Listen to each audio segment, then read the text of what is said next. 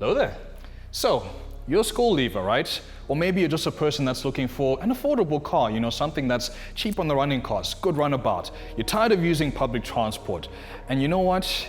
Everybody knows Toyota. We know that badge. It's been in the adverts, it's been in the families, everything in between. So, what do we have over here? This nugget, the Toyota Agya.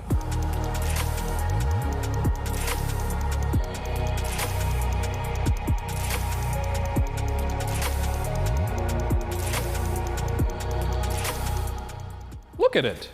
Is it not bold? Does it not have presence? Especially when you see it on the road.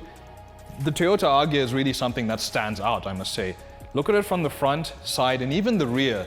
It's one of Toyota's really good designs, I must say. Many people will disagree with me on this, but I prefer cars that are a bit more out there in terms of their styling, even for the entry level.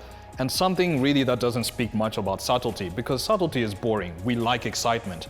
Charcoal gray wheels, very big air dam, and also a nice angry face to it. It looks really interesting, I should say. I quite like the exterior styling.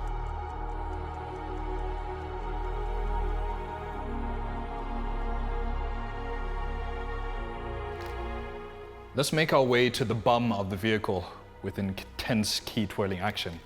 Starting from the top, we have a big beefy boot spoiler, which isn't compensating for anything. And as we move a little bit further down, we have the taillights over here, which has a nice black contrast inside. Also LED inserts as well, which is pretty cool. Also a little bit of chrome to top it all off as well, to add a little bit of feng shui and flash to it. And then move a little bit further down, we've got a cheeky faux diffuser over here to emphasize on that sporty aspect, with reflectors on top of that. But the biggest gripe that I have with the rear of the vehicle is the action of opening the boot. It doesn't have a button on the rear lid over here. What you get inside is you do get a pull release lever, but ultimately if you are standing in the rear of the car like this, you have to, ladies, look away, this might hurt your nails, take the emergency key out of the fob over here and then make your way to the keyhole, kind of just faff it a little bit there, turn it, and voila.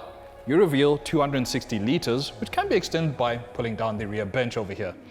So that is pretty much the boot, and we can just, yeah.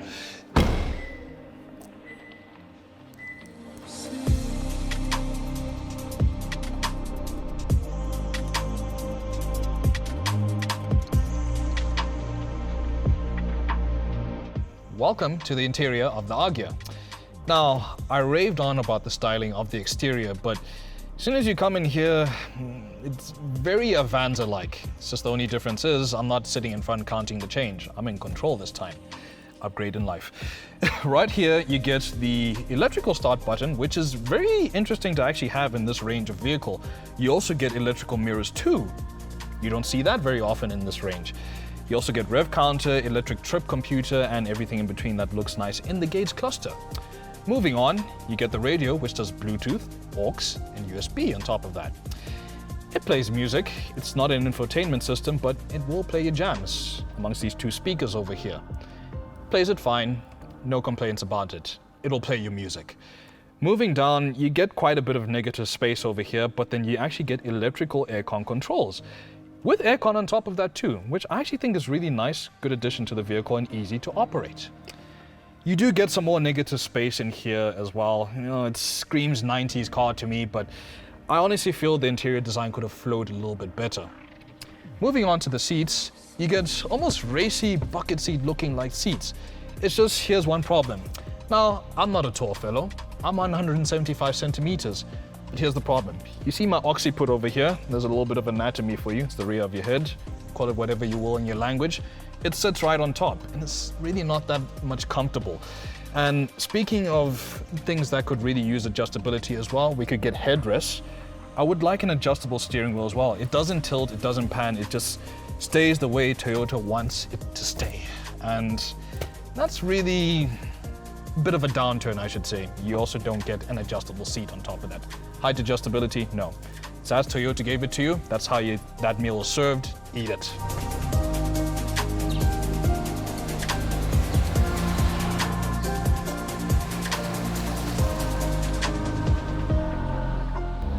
The nugget moves, it moves.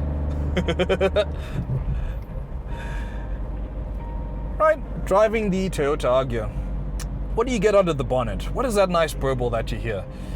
You get a 3-cylinder, 1-liter engine that makes 49 kilowatts and 89 newton meters of torque. Now, you may think that's not a whole lot, but here's the thing. It's not moving a whole lot of weight.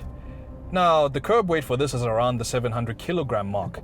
And to put that into perspective, a Polo Vivo's curb weight weighs around 1,060 kilograms. Think about that for a second.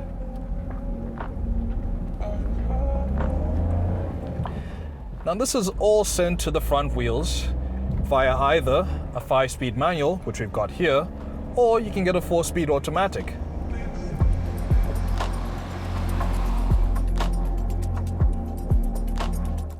Agya is pretty agile. That's one thing I can say for certain. How else does it drive? Okay, the manual is a little bit tricky in the sense of the clutch bite is all the way at the bottom of the footwell, which will take some getting used to. Gear changes are easy enough. It's pretty confident, it's direct.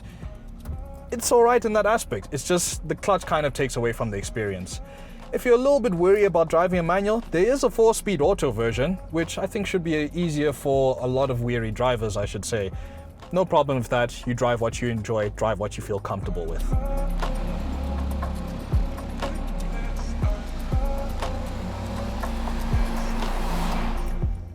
Now, you can tell straight away that this is a compact car. While there is enough space inside for a rather beefy fellow like myself, even in the rear, there's a decent amount of legroom, even in my driving position as well. And you can really tell that, okay, this is a small vehicle, and I think that also benefits the driving experience as well on top of that, because you can actually see around it, and also the visibility out of the windows is really good, I should say. Even for the rear mirrors, provided no one's sitting in the back and the headrests are up, then you're kind of out of luck there.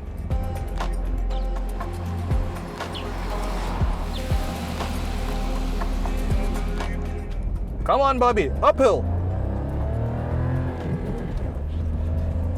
It's got a nice 3-cylinder burble. I like it.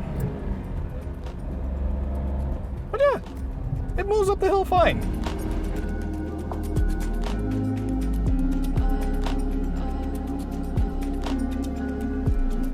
Okay, now it's all cool to look nice and everything in between, but what are the safety features of this car?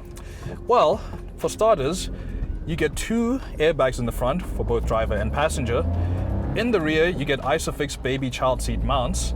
And to wrap that all up in a nice little bow, you get a 4-star ANCAP rating. 4 out of 5 stars. That shows that this car is actually pretty safe.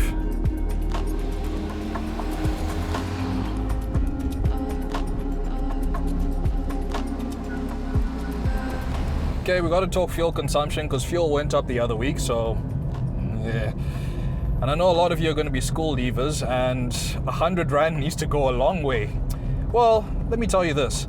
Fuel consumption on the Toyota Agya combined cycle is 4.8 liters per 100 Ks. And on a 33-liter tank, it's pretty decent actually. Now, I could akin it to something like drinking a cup of tea, but then it's real hot and you got to take like little slips of it. But every time you take a little sip, you get a lot of flavor. So that 100 Rand goes a long way. Every Rand counts. We talked about this car, everything that it does, its quirks and everything in between. But I think what matters to most people right now is, what is this going to do to your wallet? Do you have to give it some therapy afterwards? Well, this car, in manual trim with the audio, it'll set you back at 182,400 Rand. Now, it's not a bad price. It's an entry-level vehicle, but the thing is, considering the quirks of this vehicle and what it offers, I'll have to maybe recommend 2 other competitors, which I feel got the formula right. Pay $300 more, you can get the Kia Picanto 1-liter start. If you can stretch your budget by 10,000 Rand more, and I really recommend this one because it is such a joy to drive and it just makes so much sense, the Suzuki Swift 1.2 GL. Does that make the Agya bad? I don't think so. If Toyota could maybe improve a few small little things on it, I think we could have a winner on our hands. But I want to see what you people think. Maybe share it around, see what other people have to say. Let us know in the comments below. But anyways, I think we can call it from here.